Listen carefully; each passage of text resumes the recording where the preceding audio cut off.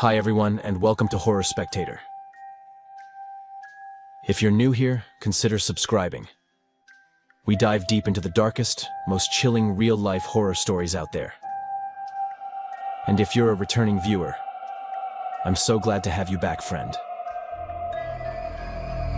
Dim the lights, get comfortable, and let's head back into the mountains. And remember, viewer discretion is advised.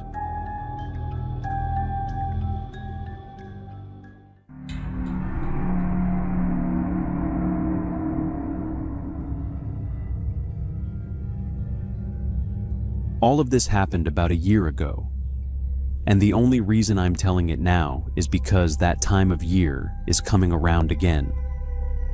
The same kind of holiday, the same kind of place.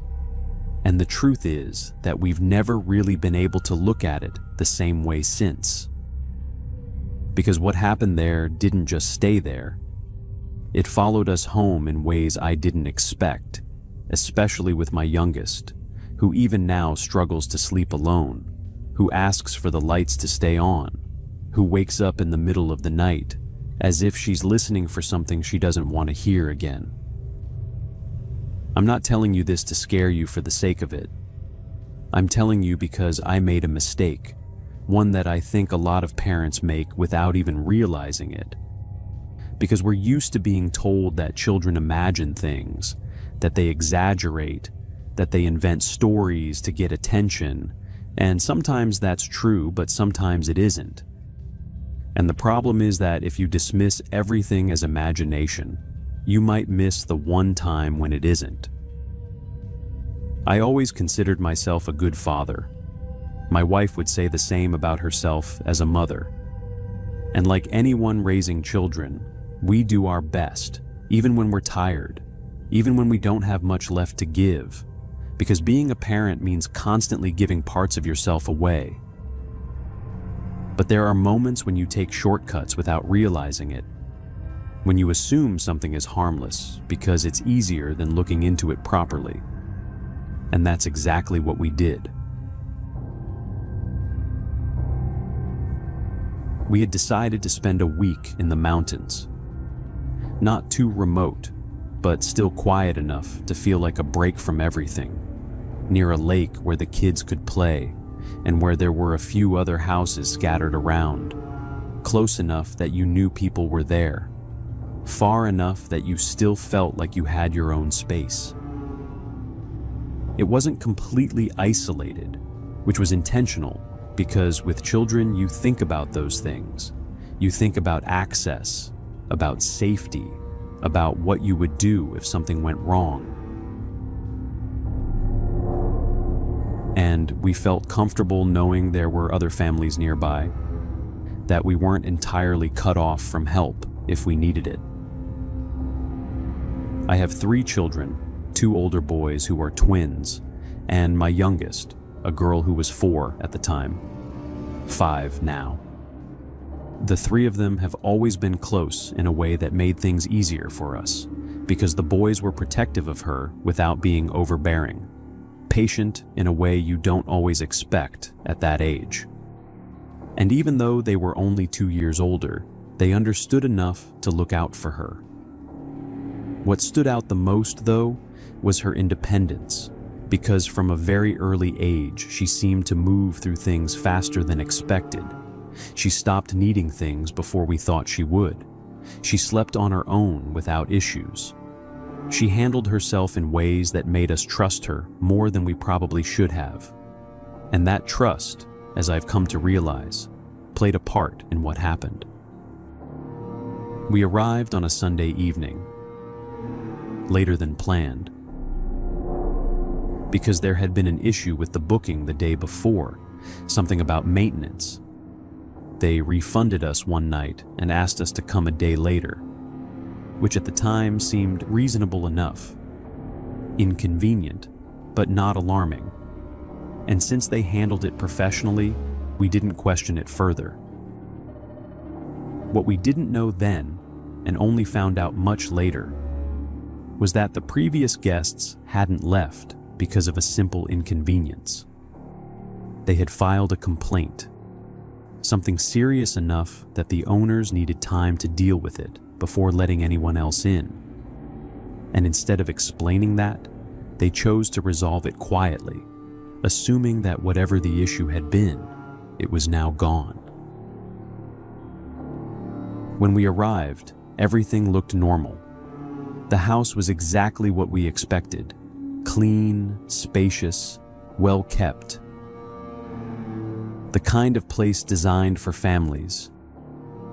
And outside, near the lake, there were already people, children playing, parents watching from a distance. The kind of atmosphere that immediately puts you at ease, especially after a long drive. We settled in without thinking much about it, unpacked, let the kids explore. And for all intents and purposes, it felt like the beginning of a good week. Maybe not as quiet as my wife and I would have preferred, but perfect for them, which was the point. That first night, though, something changed. At around 2:30 in the morning, we were woken up by our daughter standing by the bed, asking if she could sleep with us. Her voice low, hesitant in a way that immediately caught our attention. But not enough for us to think anything was seriously wrong. At the time, it seemed simple. She had never slept anywhere other than her own room back home, even though she was independent. Even though she handled things well, she was still a child in an unfamiliar place. So, we didn't question it. We told her, of course she could stay, that it was completely fine. And I remember very clearly that part of me was actually happy about it. When children grow up quickly, when they become independent earlier than expected, there's a part of you that misses those moments. The small things, the closeness. And having her there with us that night felt like getting a piece of that back. Something I didn't realize I had missed until it was there again. My wife felt the same. I could see it without us needing to say anything. That quiet understanding that even though she had grown so much, she was still little, still needed us, still wanted to be close sometimes. She did seem scared, though. Not in an exaggerated way, not crying or panicking, but there was something in the way she stayed close, in how quickly she settled once she was between us. Like she had been holding something in and only felt safe once she was no longer alone. Even so, we didn't think much of it. We told ourselves it was normal, that it made sense given the circumstances, and eventually we all fell back asleep. The next day, we noticed she was quieter than usual, a bit more withdrawn, more tired. But again, we had an explanation ready because she had woken up during the night, had taken longer to fall asleep again, so of course she would be more subdued during the day. At no point did we consider that it might be something else. It was later that same day, while my wife and I were sitting by the lake watching the kids play, trying to settle into that rhythm you get on the second day of a trip, when things start to feel familiar enough that you let your guard down a little, that one of my sons came over to us, a bit hesitant, and told us that his sister had said there was a monster under her bed. Now, we had never dealt with that before. Not with any of our kids. Partly because the boys had always shared a room, and partly because our daughter, as I told you, had never really gone through that phase. She had always been unusually independent, unusually composed for her age. So, when we heard that, we looked at each other in that way parents do, half concerned, half resigned, as if to say, well, here it is. This is the part everyone talks about. and I genuinely believed we were doing the right thing. That night, we sat down with her, spoke calmly, explained that there was nothing under the bed, that sometimes our minds create things that feel real, especially in new places. And we even got down on the floor with her and checked together, lifting the covers, looking underneath, showing her that there was nothing there. That's when she started to cry. Not loudly, not in a way that felt like a tantrum, but a quiet, strained kind of crying that, if I'm honest, hit me harder than I expected, because it didn't feel like she was trying to convince us of something. It felt like she was reacting to something she believed she had already seen. I reassured her, tried to keep my voice steady, told her everything was fine, that we could check again if she wanted, and then I did something I regret more than I can properly explain now, which was insisting, gently but firmly, that she sleep in her own room that night. Because in my mind, I was helping her overcome a fear. I was giving her confidence. I was showing her that there was nothing to be afraid of. We stayed with her for a while, read her a story, kept things as normal as possible, then turned off the light and went back to our room. It was around 2 a.m, maybe a little after, when we woke up to the sound of her crying again. I called out to her immediately, before even turning on the light, already moving, already halfway out of the room, telling her I was coming. And I don't know if that was the right reaction or not, but it was instinct, the kind that doesn't wait for you to think. When I reached her room, the first thing I noticed was the cold. It shouldn't have been cold. And then I saw the window. It was half open. I remember standing there for a second, trying to process it, because the window had a latch, something you had to lift and adjust before you could open it. And although it was within her reach, I found it hard to believe she had managed to open it herself, especially in the middle of the night, especially in that state. Still, I asked her if she had opened the window. She didn't answer. She just kept crying, the same way as before. And it took a while, maybe 10, 15 minutes, before she was able to say anything at all. And when she did, she said again that there was a monster in her room. That's when something shifted for me.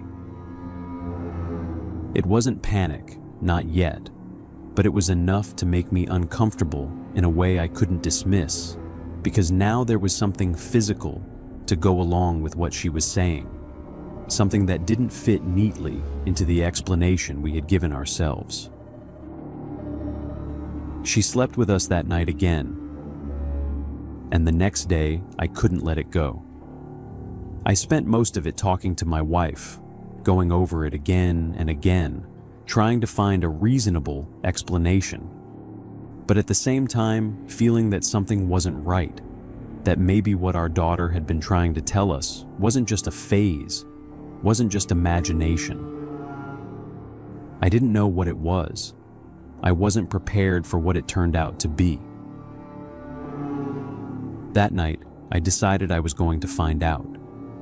I told my wife what I was planning, and we agreed that our daughter would sleep with her while I stayed in the room, set things up to make it look like she was still there, arranging the blankets in a way that would mimic the shape of a body under the covers, making it convincing enough that, from a distance, it wouldn't raise suspicion. Then I hid inside the closet. At first, nothing happened. Time passed slowly.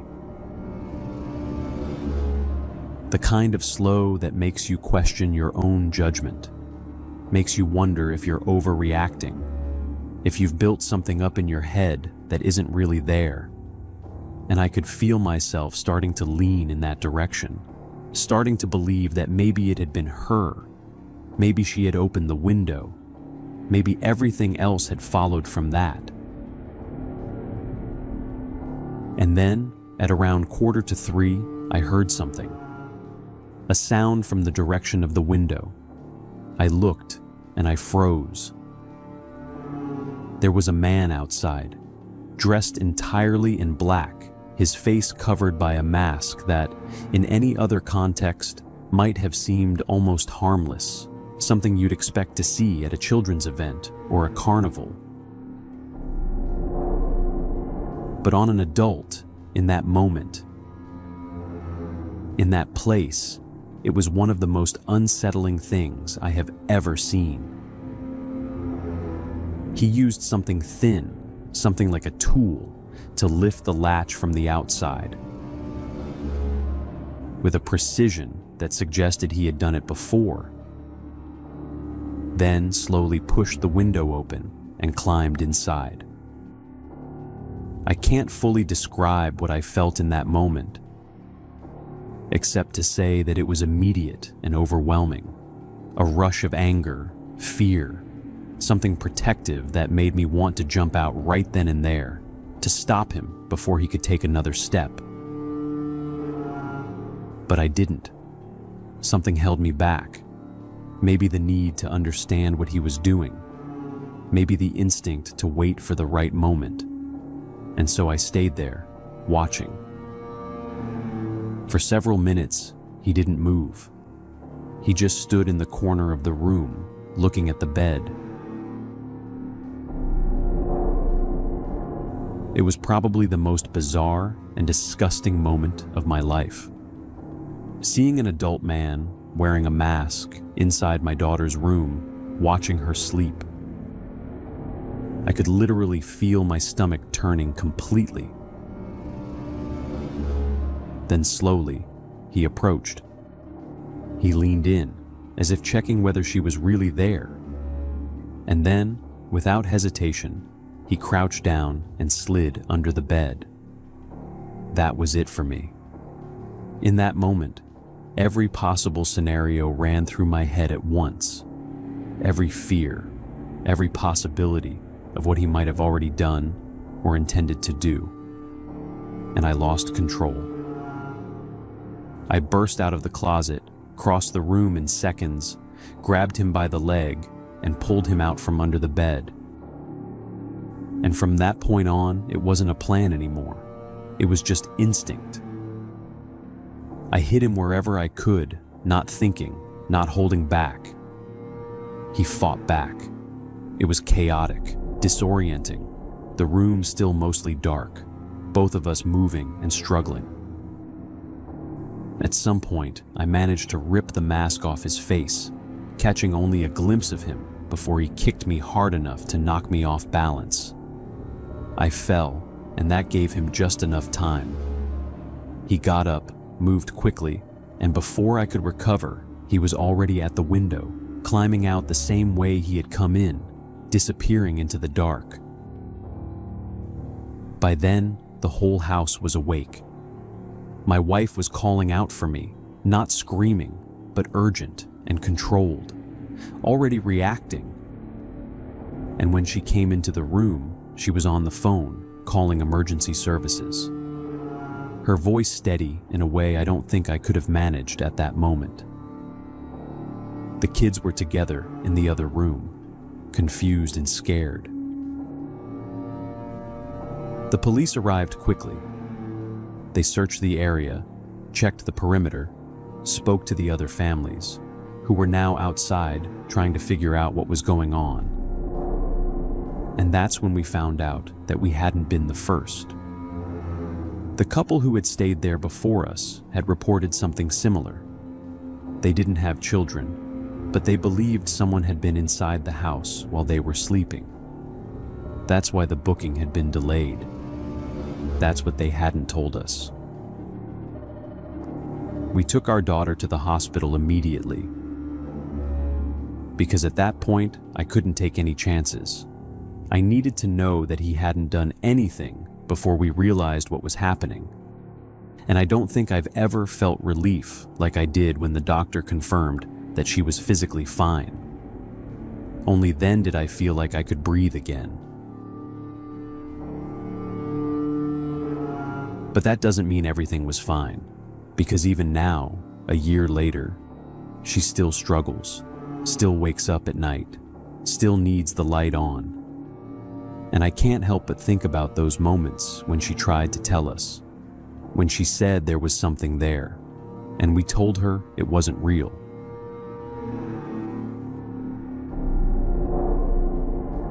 I don't know what that man wanted. I don't know how long he had been coming in and out of that house. But I do know that if I had waited one more night, if I had dismissed it again, I don't know what I would have walked into.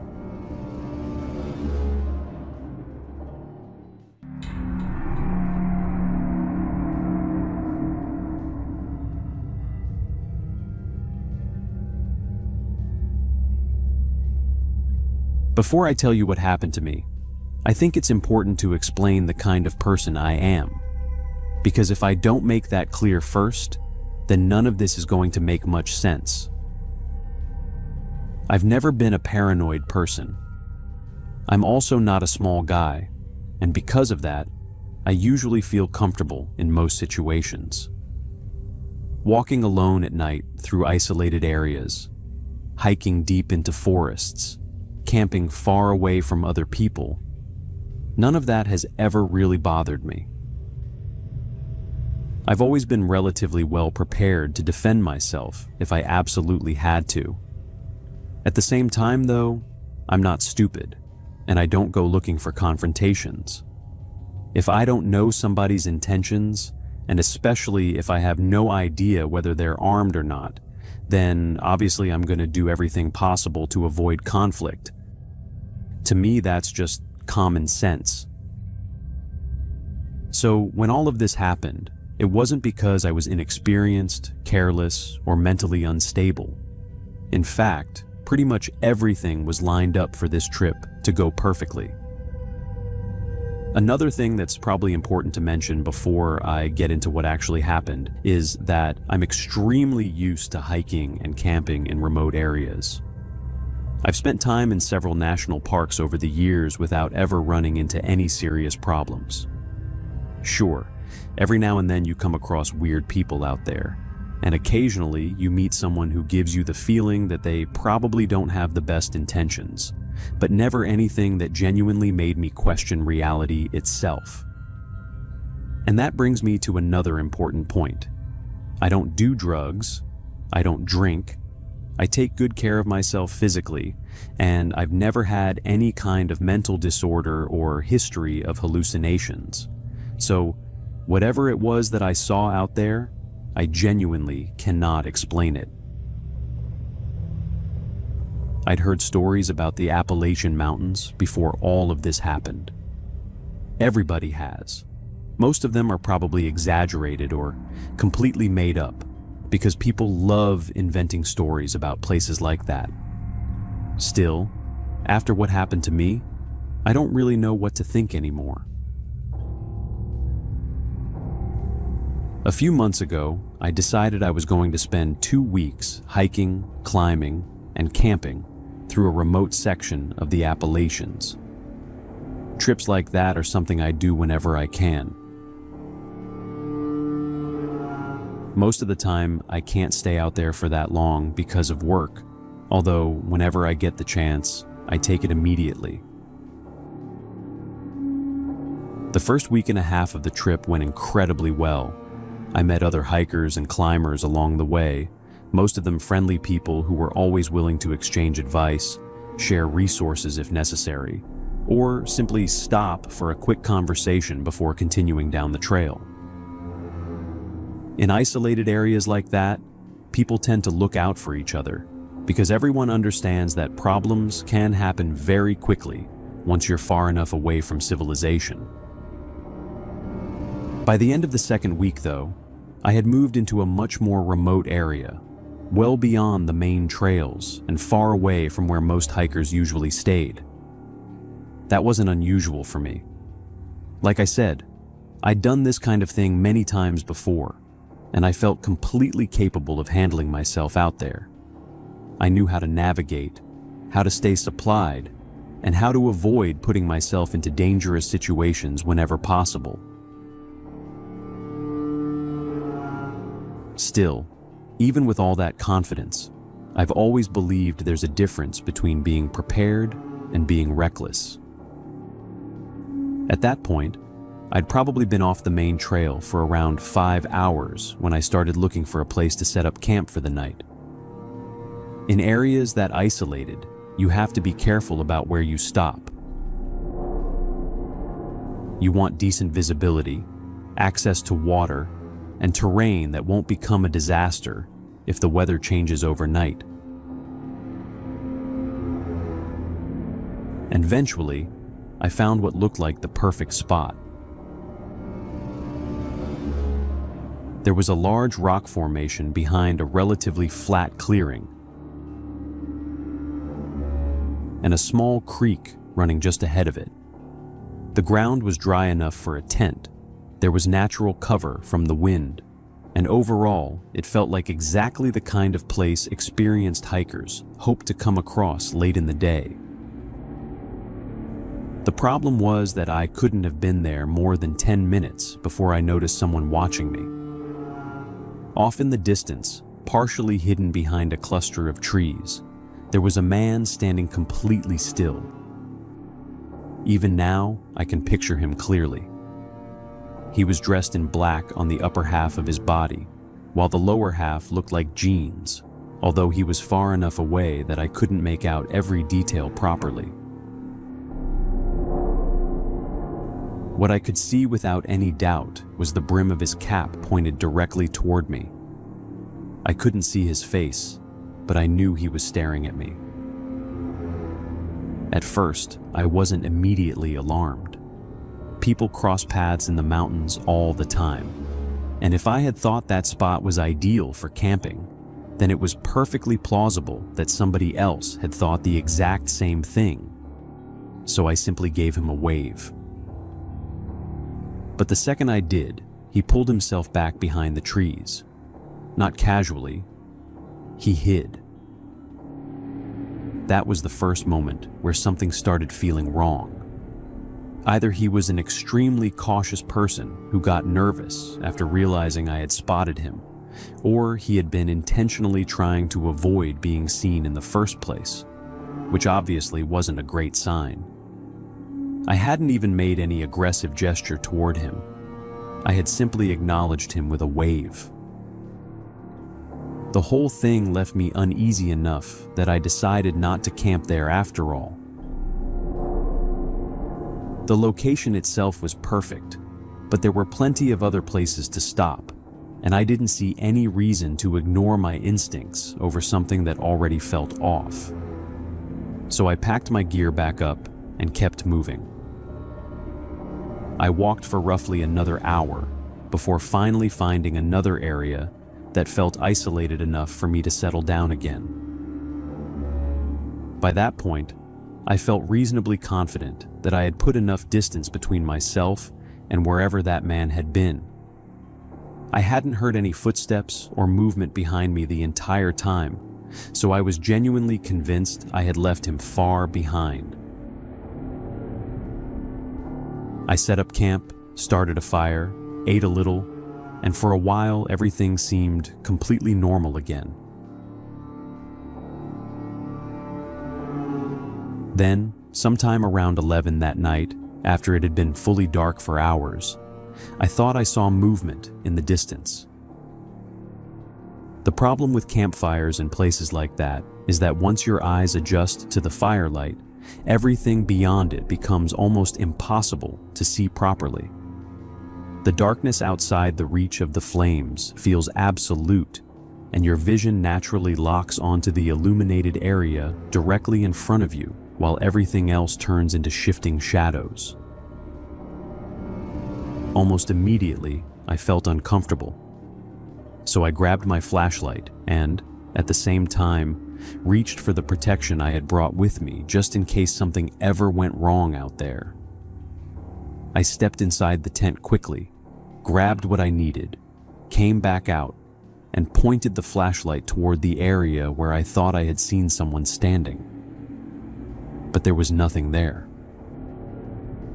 I swept the beam slowly across the trees, checking one section after another, although I couldn't see anybody. Then, suddenly, I turned the flashlight toward the opposite direction, almost directly behind where I had been sitting. And there he was. There was absolutely no doubt about it. It was the same man. Again, he was partially hidden behind a tree, dressed in dark clothing, standing completely still. I still couldn't see his face clearly, although the moment the flashlight landed on him, he immediately pulled himself back out of sight. I only saw him for a second, maybe less, but it was enough. That wasn't an animal. It wasn't my imagination. It was a person, and he had somehow followed me through the woods without me hearing him once. At that point, I was a bit pissed. He had been following me for hours, and now he was standing around my campsite in the middle of the night without saying a word. So immediately I shouted that I was armed, and that I wouldn't hesitate to defend myself if I had to. The truth is, the idea of actually hitting another human being is insane to me, and obviously I never wanted things to reach that point, but I needed him to believe I was serious enough that approaching me would be a bad idea. At the same time, though, I've spent enough time in those mountains to know there are people living out there under extremely difficult conditions. Some of them have no family support, some are mentally unwell, and some are simply trying to survive however they can. Because of that, I also shouted that if he needed food or supplies, I was willing to leave some for him. I made sure to say it loudly and clearly enough that he would understand. But he never answered. He didn't move, he didn't speak, and he didn't react in any way at all. That was the second major red flag. I've encountered strange people in remote areas before, and usually once they realize you're armed but not hostile, they either ask for help directly or quietly take whatever food you offer and disappear. That's normally how these situations go. But this was different. Either he was unbelievably shy, or something about the situation was deeply wrong. So, obviously I wasn't about to crawl into my tent and go to sleep after that. I had no idea what this person wanted, whether he was armed or whether there were other people with him somewhere in the woods. That's a genuinely dangerous situation to be in when you're isolated, miles away from anybody else. So I stayed awake the entire night. The moment morning light came, I packed everything quickly and started moving again. By then, I had already decided I was done exploring remote sections of the mountain and that I was heading back toward the trails. There was no point staying out there anymore. For the next several hours, I kept hiking steadily toward the trail system, and eventually I started feeling calmer once I realized I was getting close again. But then, just as I was nearing one of the trails, I heard something moving off to my right. I looked over immediately, and this time I saw him clearly. And this is the part I genuinely cannot explain. One thing is having somebody follow you through remote trails. As unsettling as it is, that unfortunately does happen sometimes. There are strange people everywhere, including out in the mountains. But what I saw standing there was something completely different. The figure was partially hidden between the trees again, although close enough now that I should have been able to make out his face properly. Except he didn't seem to have one. I know how insane that sounds, and believe me, I've replayed that moment in my head more times than I can count, trying to come up with some logical explanation for it. I saw a white man standing there, or at least what looked like a white man, but there were no visible eyes, no nose, no mouth. His face looked completely blank. Even now, I don't know whether what I saw was some kind of mask, whether the lighting and distance somehow distorted my vision, or whether this was a person with some kind of severe condition that I simply couldn't understand in that moment. Maybe it was somebody genuinely in need of help. Maybe it was somebody intentionally covering their face in a way I had never seen before. I honestly don't know. All I know is that the second I saw him clearly, I felt a level of fear I had never experienced before in my life. Like I said before, I'm not someone who scares easily. I've had dangerous encounters before. I've run into aggressive people while hiking. I've been caught in storms, gotten lost temporarily, dealt with wildlife. All kinds of situations that would probably terrify most people. But this was different. The shock of seeing that thing standing there without a face hit me so hard that my body just reacted. And I started running. I turned and sprinted through the woods as fast as I could without even thinking about it. I didn't stop to look behind me. I didn't stop to catch my breath. And I genuinely don't think I slowed down once until I reached one of the main trails again. At that point, the only thing in my mind was getting back to an area where other people might be nearby. I kept moving until I finally reached a ranger station further down the trail system. Once I got there, I reported everything. I explained that there was either somebody out there who potentially needed serious medical or psychological help, or somebody intentionally hiding their identity and stalking people off trail. I made it very clear that I honestly didn't know which one it was.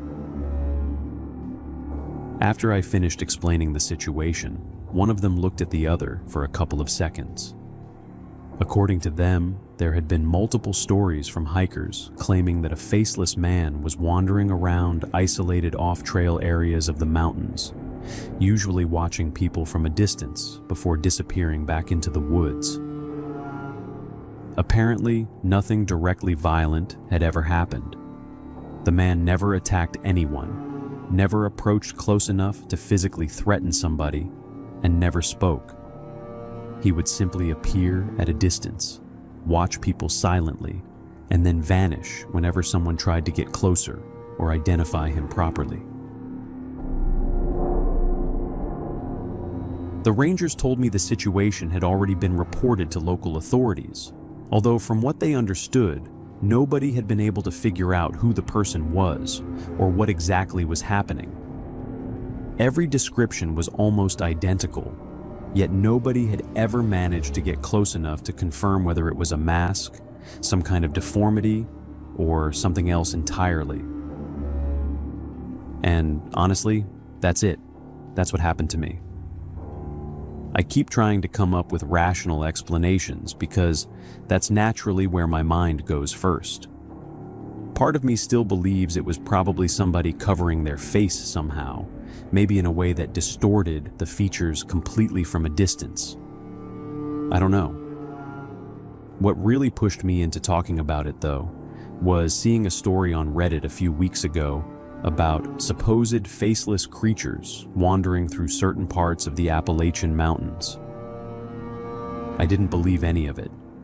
Honestly, I still don't. I'm an extremely skeptical person when it comes to stories like that. And I'm not suddenly claiming I encountered something supernatural. At the end of the day, everybody is going to decide for themselves what they think happened. And I only know what I saw. Whatever that thing was standing in those woods, it was one of the most terrifying experiences of my life. I genuinely hope nobody else ever runs into it.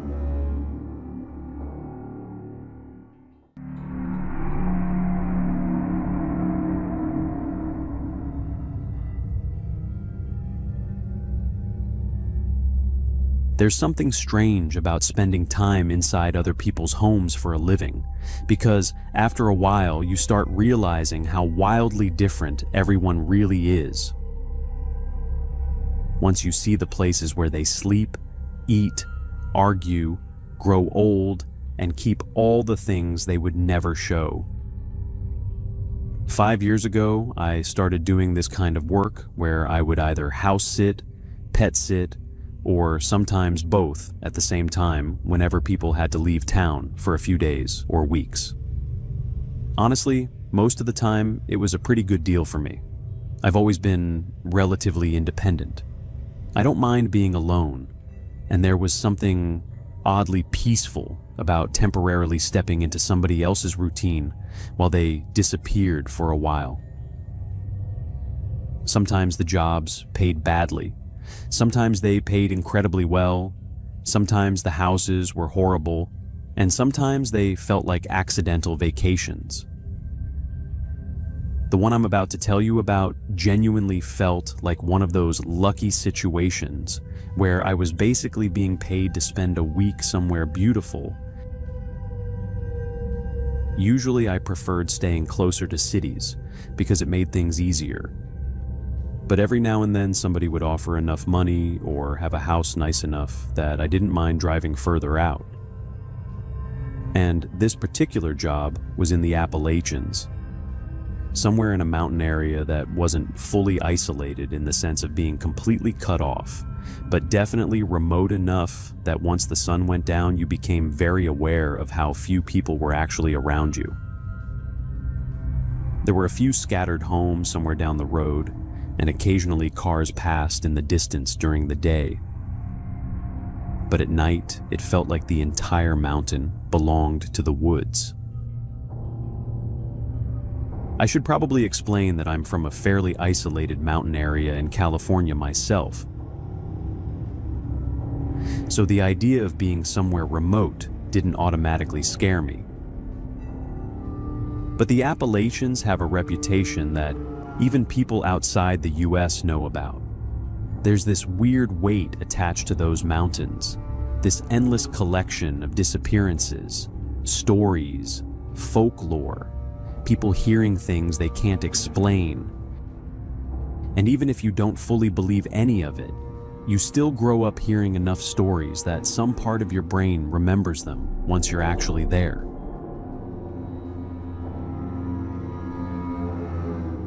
Still, I was excited. The owner and I had a video call before I accepted the job, which was pretty normal for me because I liked seeing the house beforehand and understanding what the work would actually involve. And honestly, we got along immediately. You know when somebody has that energy where within 10 minutes, it already feels like you've known them for years, where conversation flows naturally and there's never that awkward phase of trying to figure each other out. That was basically what it felt like talking to him. He was around my age, funny without trying too hard, and he showed me around the property while explaining everything I needed to know about taking care of his dog, Lonnie, who was this older sweetheart of a dog that already looked adorable even through a phone screen. The only thing that felt strange during that call was how serious he became when he talked about nighttime. He told me very clearly that once it got dark, I needed to stay inside the house, no matter what I heard outside. At first, I genuinely thought he was exaggerating or joking in that slightly theatrical way people from isolated areas sometimes do when they talk about local stories. But he kept insisting in a way that eventually made it difficult to laugh off completely. He explained that strange things happened around the property after dark and that previous people who stayed there had either refused to come back or left early because they couldn't handle it, which was apparently why he had struggled to find someone willing to help him this time. The reason he needed help so urgently was because his grandmother was dying and he needed to travel to see her before it was too late. And since Lonnie was very old and had health issues, taking her with him wasn't really possible. I remember him looking genuinely exhausted while explaining all this, and because we had gotten along so well, because he seemed sincere, and because I honestly felt bad for him, I agreed to do it. He told me that as long as I stayed inside at night, nothing would happen. That was the phrase he kept coming back to. As long as I stayed inside. When I finally arrived at the property, he barely stayed 5 minutes after handing me the keys because he was already running late to leave. But before he drove off, he repeated the same instructions again. Every shutter in the house needed to be closed before dark. The doors stayed locked, and regardless of whatever sounds I heard outside, I absolutely could not go out there or interact with anything. He also explained that the upstairs bedroom was insulated better than the rest of the house, and that Lonnie usually stayed there at night because she became extremely anxious after sunset. The house itself was actually beautiful in this rough, handmade kind of way. He had mentioned during the call that parts of it had been built by him and his father, and you could tell immediately that they knew what they were doing, because despite feeling rustic, everything was incredibly solid and well designed. It was technically off-grid in some ways, but still had all the comforts of a modern home. And honestly, during those first few hours, I was mostly just impressed by how peaceful everything felt. Lonnie was even sweeter in person than I expected. I've always loved dogs, especially older ones, because there's something very human about them once they reach that age. And she spent most of the afternoon slowly following me around while I unpacked my things and got comfortable in the house. But once evening started creeping over the mountains, her behavior changed. Not suddenly, but enough that I noticed it immediately. As I went around the house, closing the shutters one by one like he had instructed, she started pacing slowly behind me, occasionally glancing toward the windows before looking back at me with this nervous energy that honestly started making me anxious too. It felt like she already knew what was coming and was simply waiting for it to begin. I took her upstairs to the insulated bedroom before it got fully dark and got everything set up properly. The bed was freshly made.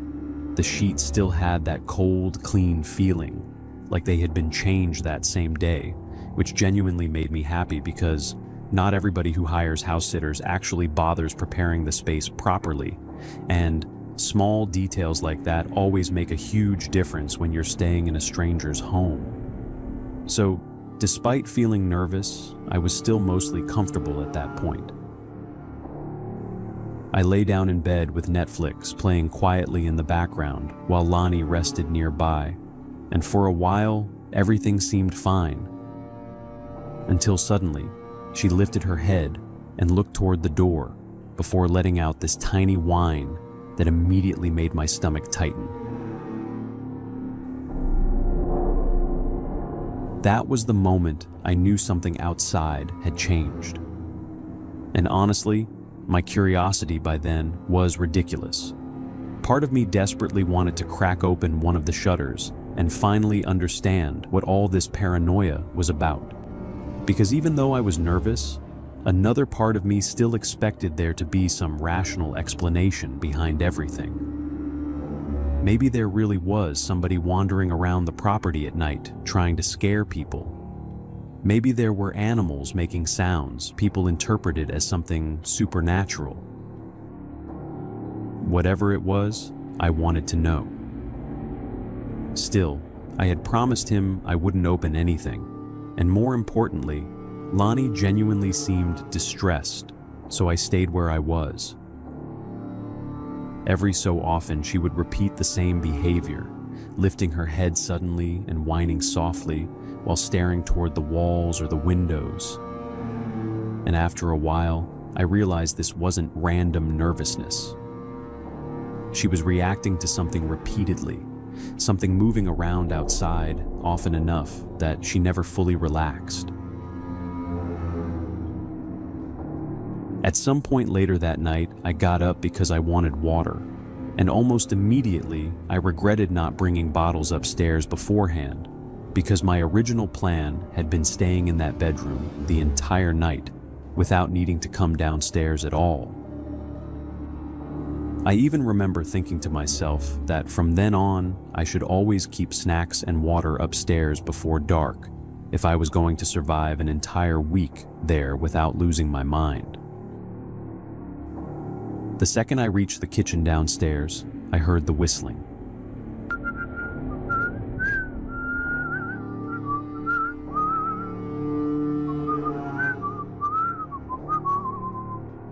Very faint at first, almost blending into the silence outside, but unmistakably human.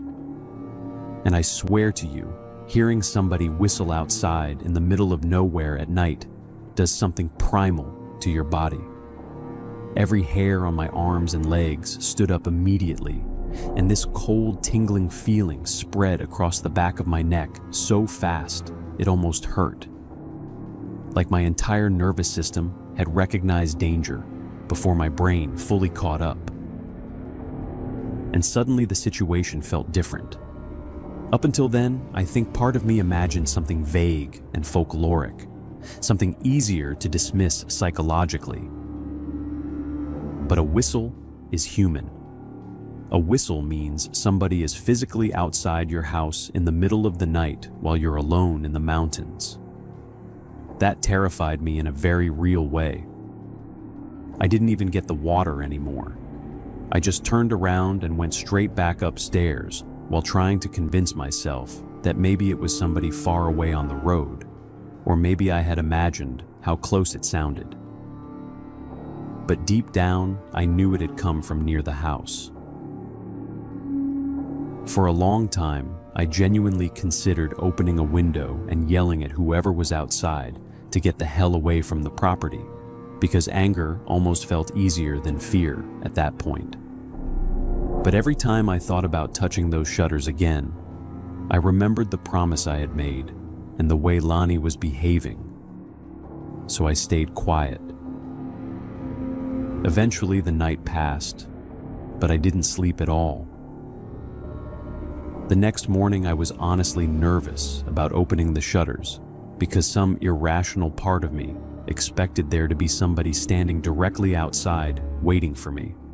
And since the house had stayed dark the entire night, daylight almost didn't feel real until I finally opened everything and sunlight flooded back inside. But outside there was nothing. The mountains looked beautiful again.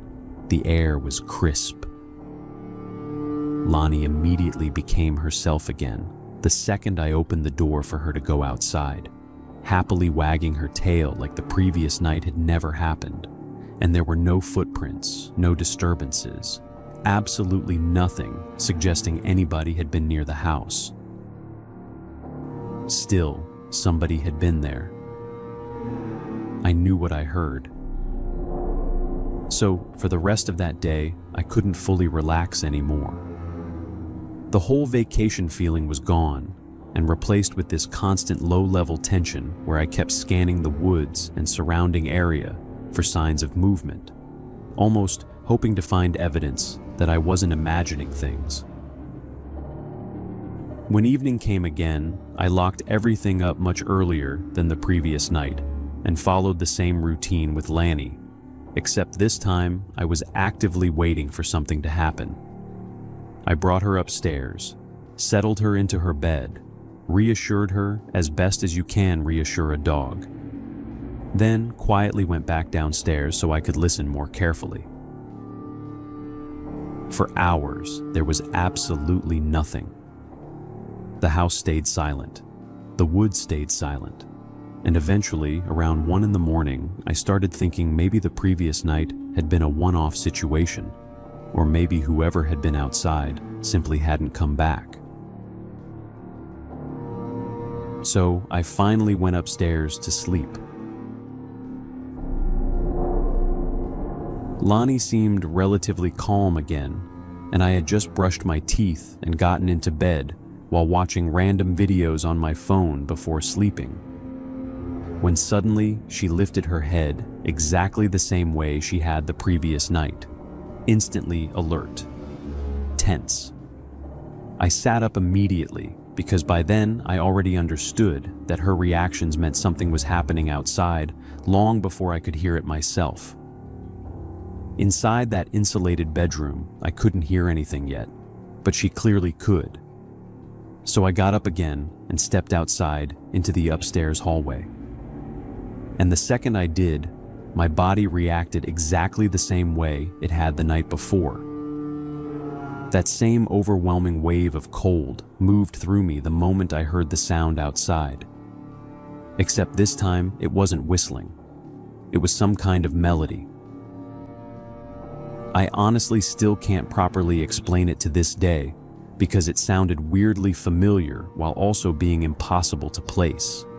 Almost like hearing part of a song you used to know as a child, but can no longer fully remember. And for several seconds, I just stood there in this horrible halfway state between curiosity and fear, trying to understand what I was hearing. And that was when I broke my promise. I walked quietly toward one of the shutters downstairs and opened it just enough to look outside. What I saw standing there is something I genuinely still cannot explain properly. It wasn't a person, but it also wasn't an animal. Its eyes were enormous, far too large for its face. Its mouth looked strangely small and tight, and its skin had this pale gray-yellow color that reminded me almost of damp wood or mushrooms growing underneath rotten trees. Even now, I struggle describing its shape because my brain never fully processed what I was looking at before panic took over. The second I saw it, I slammed the shutter closed immediately. I remember backing away so fast I almost tripped over myself before rushing through the house, checking every lock again, even though I already knew everything was secured. Then I ran upstairs, shut myself inside the bedroom with Lanny, and stayed there the rest of the night, barely moving. The next day, I hardly left that room at all. Even taking Lanny outside felt terrifying, because although she clearly needed to go out, I couldn't stop thinking that if that thing existed during the night, there was no reason it couldn't appear during the day too. I took her outside quickly on a leash, barely letting her move before rushing her straight back inside again. I seriously considered calling the owner and telling him I couldn't stay there anymore, but every time I thought about it, I remembered why he had left in the first place. He was saying goodbye to his grandmother, and abandoning Lonnie alone wasn't an option. So I stayed. But by the time the third night arrived, I was already deeply afraid, and I could tell my fear was starting to affect Lonnie too. After that third night, I basically stopped treating the house normally altogether, and more or less moved into that upstairs room with her. I started bringing bottles of water up there before it got dark, snacks, chargers, everything I thought I might need, so I wouldn't have to leave once night came. Because even though part of me kept trying to stay rational about the whole thing, another part of me knew I had crossed some invisible line the second I looked through that shutter. And honestly, that thought completely consumed me during the days that followed. I spent hours searching online trying to find literally anything that resembled what I had seen out there. Every Appalachian story, every local legend, every creepy forum thread written by people who either genuinely believed something was out there or desperately wanted attention. And like most of the internet, 90% of it was nonsense.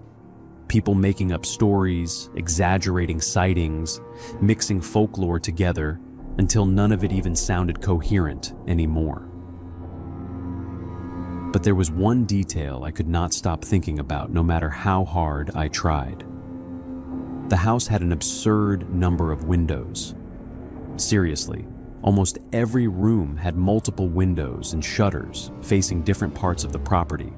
And because the house sat slightly elevated on the mountain, those windows faced different angles of the woods too. So, what kept bothering me was this incredibly simple question that I still don't have an answer for. How did that thing know exactly which shutter I was going to open? Because I know how this sounds when you tell the story afterward, and people immediately assume you probably made noise, or hesitated too long, or somehow gave yourself away. But I genuinely don't think I did. I barely cracked the shutter open before immediately seeing it directly on the other side, staring back at me, close enough that if the window hadn't been there, we would have almost been face to face. That image stayed with me constantly, and the whistling bothered me just as much. Because the strange thing is that it never sounded supernatural in the way horror movies try to make things sound supernatural. It didn't sound distorted or monstrous or unnatural. It sounded exactly like a person whistling somewhere outside at night, specifically like a man casually walking around while absent-mindedly carrying a melody under his breath. And honestly, I think that made it worse, because if it had sounded obviously inhuman, maybe my brain could have categorized it more easily. But instead, it sat in this horrible middle ground, where everything about it felt wrong without sounding impossible. It was always the context that made it even more terrifying. The isolation and the nighttime. The way the melody dragged slightly in certain parts, like whoever was making it almost understood how human whistling worked without fully getting the rhythm right. When the owner finally came back at the end of the week, I told him everything almost immediately. I explained what I had heard, what I had seen, and eventually admitted that I had broken my promise and opened one of the shutters. I honestly felt guilty about it because that had been the one thing he kept insisting I should never do. But surprisingly, he didn't get angry at all. If anything, he almost looked unsurprised. Not relieved exactly, but definitely not shocked. He actually laughed a little at one point, not because he thought it was funny, but more in the exhausted way people laugh when something has become so absurdly normal to them that they no longer know how else to react to it. He told me that as far as he knew, whatever was outside had been happening there for years. He had reported it multiple times, had called local authorities more than once, and at one point there had even been a patrol car parked outside the property for 2 nights because he kept insisting somebody was coming onto his land after dark. But according to him, the second night the officers heard the whistling themselves, stayed in the car for a while, then eventually left and never returned. Officially, they claimed there was nothing there. Unofficially, he was convinced they had seen something and simply decided they wanted nothing to do with it. He told me he had written about it online before too, mostly on forums or social media where people discuss Appalachian folklore and unexplained encounters. Apparently, everybody always had theories, but nobody ever had actual answers. Some people thought it was some kind of animal disease causing deformed creatures in the woods. Some people leaned fully into supernatural explanations. Some people insisted isolation and darkness make human beings hallucinate patterns and things that aren't really there. He told me that over time he had at least learned one thing for certain, which was that whatever it was only ever appeared at night. During the day, the property always felt completely normal, although he admitted that during his first few weeks living there, he had behaved exactly like I did afterward, barely leaving the house, because once you've seen something standing outside your window at 2 in the morning, your brain doesn't easily accept that daylight suddenly makes everything safe again. And honestly, the thing that convinced me there was genuine danger more than anything else was still Laney. Dogs know when something feels wrong. Maybe not in some magical or supernatural sense people online like to romanticize. But animals understand threat instinctively in ways humans often ignore. And every single night that thing appeared outside, Lonnie reacted before I ever heard a sound myself. So that's really all there is to the story.